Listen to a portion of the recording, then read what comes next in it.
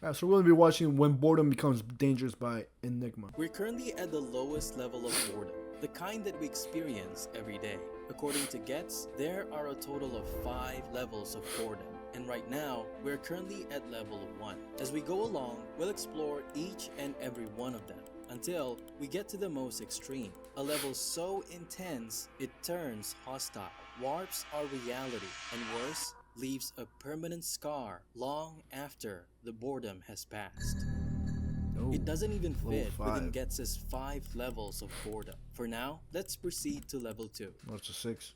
This is where boredom stops being just background noise and starts whispering to you inwards. Getz describes this as calibrating boredom, a state marked by slightly elevated arousal and mild negative emotions. You're not suffering, but you're not okay either. You feel unsettled, like something is wrong, but you can't put your finger on it. You think about old conversations, things you could have said differently, mistakes from years ago. This is a result of our brain trying to engage, but the task in front of us feels meaningless, and so it begins to loop. This is the cognitive equivalent of pacing in circles. But before we proceed to the next level, we need to understand what boredom even is, and do we even need it? So boredom is actually an emotion. So I always like to say that boredom is like pain. No one wants to experience pain. Pain is unpleasant. It hurts. But whatever it is, boredom says, stop. This is hurting us mentally. Can you do something about it? It's actually a result of doing something that feels meaningless. If that's the case, then what's meaningful? A 2014 study suggests that boredom sparks creativity. In another study, researchers found that boredom nudges us to think about our future. It pushes us to ask what really matters, to plan, to reflect, and to mentally prepare for what comes next. And it also makes us more altruistic. Bored people are more likely to think about others, which might explain why they're statistically more inclined to donate blood or give to charity.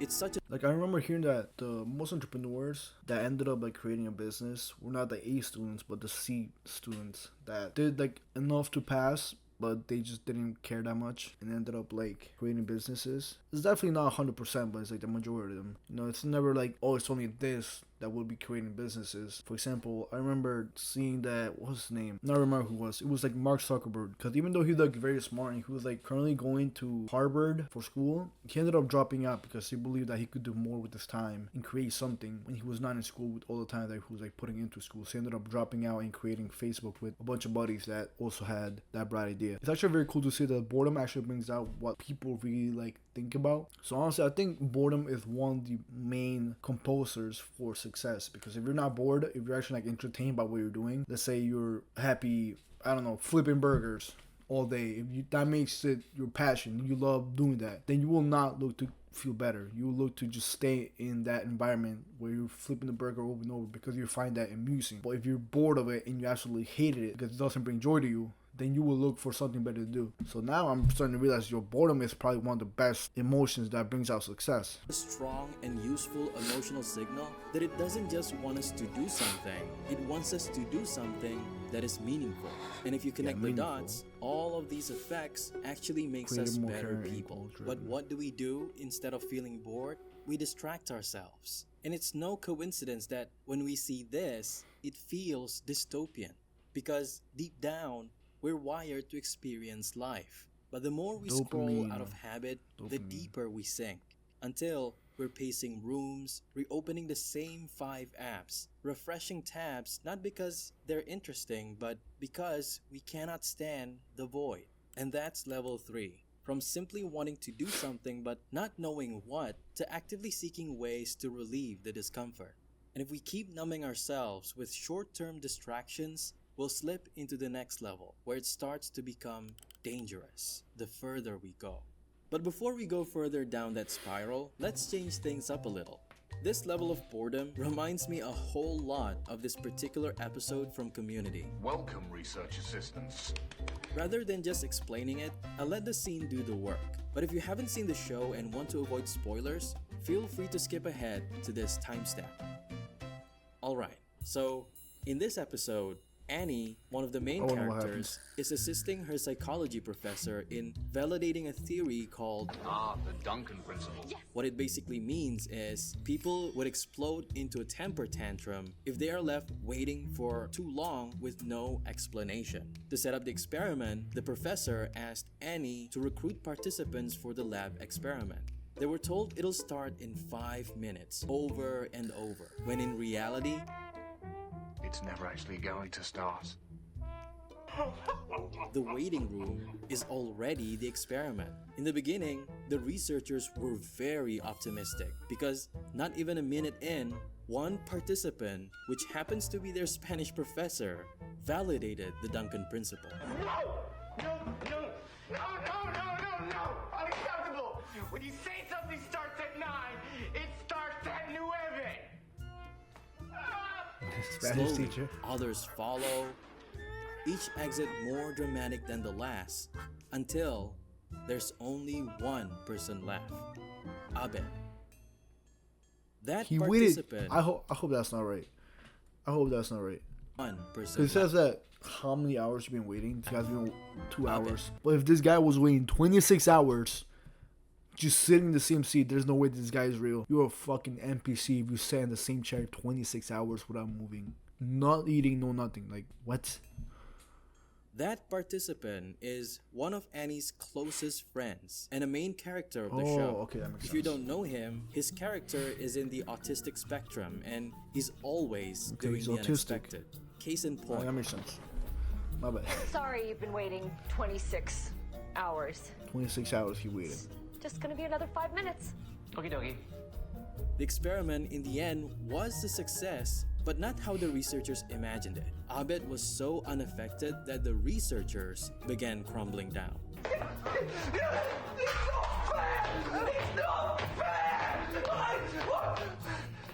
What are you doing? Stop writing! So what I'm trying to say is, level 4 of boredom is exactly like this. It's the Duncan principle. So you in pretty much action. crash When out. our brain fails to find meaning for long enough, it throws a tantrum. We snap, not because something triggered us, but nothing did. But this is still just level 4. What happens when even anger does not help? What happens when it stops Alright, so coming pretty out much- and starts So pretty much, if you get too bored, you are going to be very, very mad, which makes sense because that happens to me too. turning inward? That's where things get much darker. February 13th, 1972, French geologist Michel Siff descended into a midnight cave in Texas. His goal was to live in complete isolation for 6 months, with no clocks, no sunlight, and no external cues, just to study how the human body perceives time without structure. Now, I know this was technically an experiment on isolation and chronobiology, but what interests me most is what happened on day 162. That's when mold ruined his only form of entertainment, effectively transforming the isolation study into something far more disturbing, a pure boredom experiment.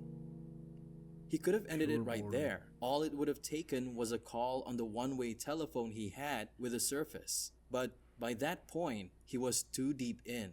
Quitting meant months of effort, data, and funding wasted. So he stayed. And the longer he stayed, the more the cave seemed to consume him. Imagine the darkness, the silence, and the psychological toll of not knowing whether it's morning or night. That environment began to eat away at him.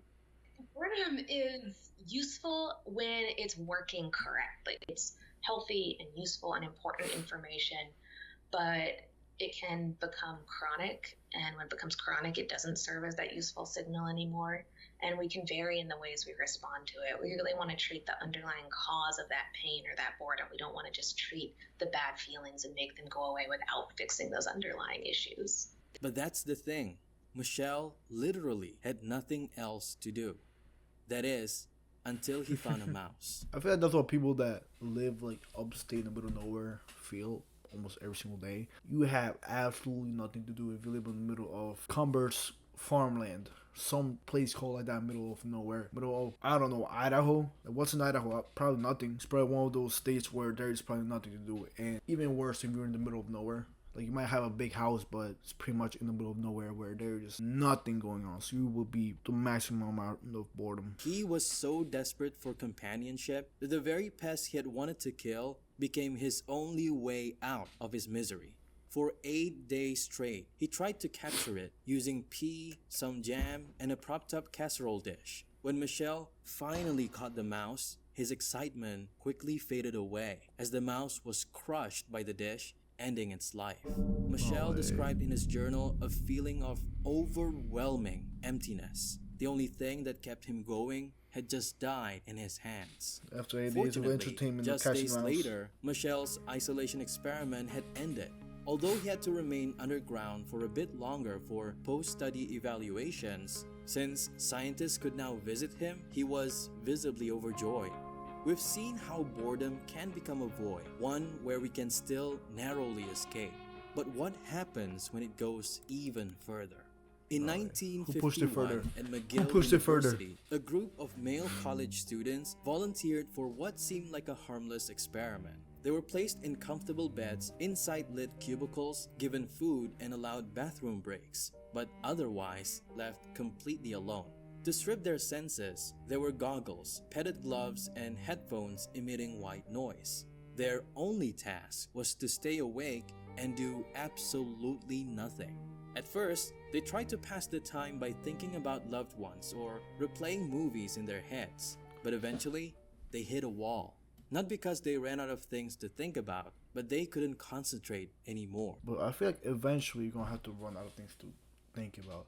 If you put yourself in a situation like that where you have to like think over and over and over, after 2 hours of not feeling anything, not seeing anything, not being able to hear anything, you're gonna run out of thoughts and have no perception of time at all. You're gonna have to be feeling like 20 hours have passed, but in reality it has been like only 4 hours. Like eventually you're gonna start going insane. And their minds started to wander. Now that their mind is deprived of all input, it started making its own reality. They were seeing things, and they were vivid.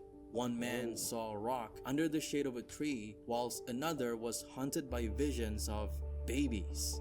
Their brainwaves, normally only seen during sleep, started appearing while they were awake.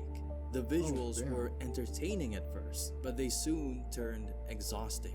They couldn't even sleep because they felt tired of seeing the same hallucination and not being able to make it go away. And since their other senses were also inhibited, they began to hear and feel things. One person said he heard a phantom music box, whilst another felt a ghostly presence lying beside him.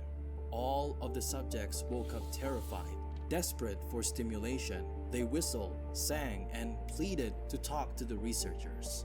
This level of boredom is so intense that it makes the person hallucinate. And although all the participants recovered quickly after, I believe if they were left in that state for longer, it definitely would have left permanent damage. Take for instance the story of Sarah Short. In 2009, she was detained in Iran and placed in near total isolation for 14 and a half months. Here's what she wrote about her experience. After 2 months with next to no human contact, my mind began to slip. Some days, I heard phantom footsteps coming down the hall. In the periphery of my vision, I began to see flashing lights, only to jerk my head around to find that nothing was there. More than once, I beat at the walls until my knuckles bled and cried myself into a state of exhaustion. At one point, I heard someone screaming, and it wasn't until I felt the hands of one of the friendlier guards on my face trying to revive me that I realized the screams were my own. When she was finally freed, she was diagnosed with PTSD.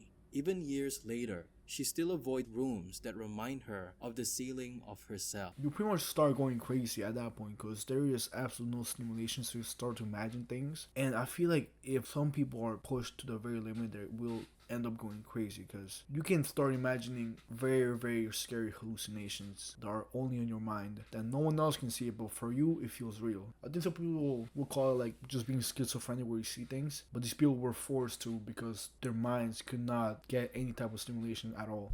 Alright, that was a scary video, but also the amazing video. Once again, Enigma, shout out to you. Amazing, interesting video.